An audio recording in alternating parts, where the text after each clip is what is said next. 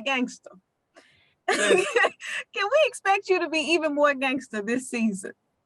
I think this season because I've seen the very first episode, and the very first episode you're going to go, what the with Ladybird trying to figure out exactly what it is she's doing, because this season it's like a total different storyline. It's still connected to the kidnappings and the Oregon stuff, but in this last season, you finally figure out what the heck is going on.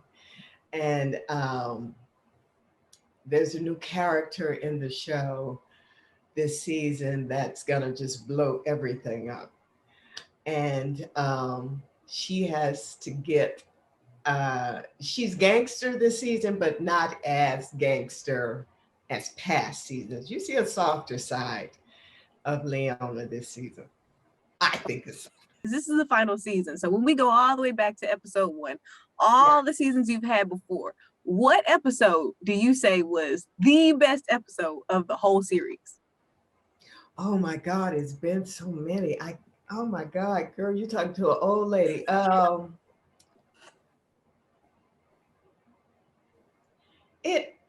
Let's see.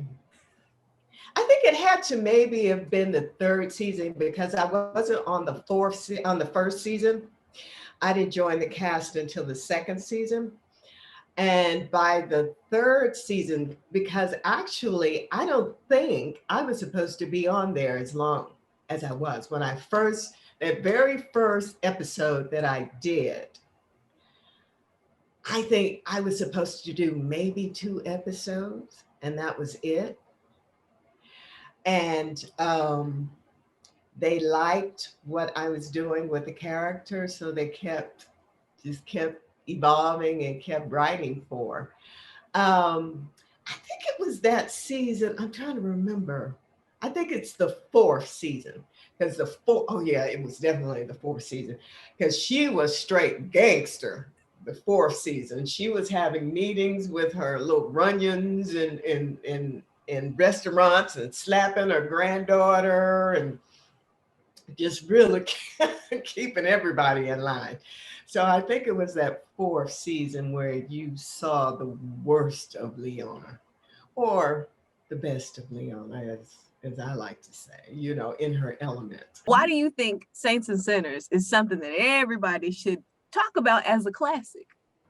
Well, because basically from season to season and episode to episode, you actually never know what the heck is going to happen, because the writing was so always turning over. It was always turning over.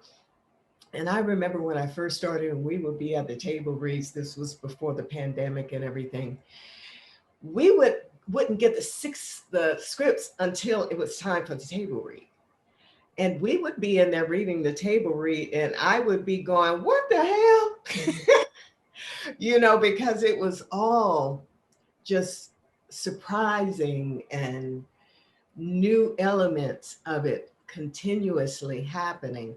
And I think for people who haven't seen the show, even from the very first show, LMA is just out there, before you even meet Leona.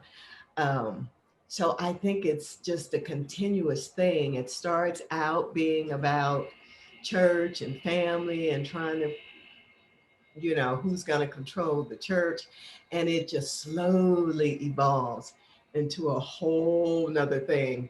But I think in the end, it makes a full circle also in the end that people will enjoy. Thanks everybody for watching. We love you as fans, and make sure you tune into this last season Sunday.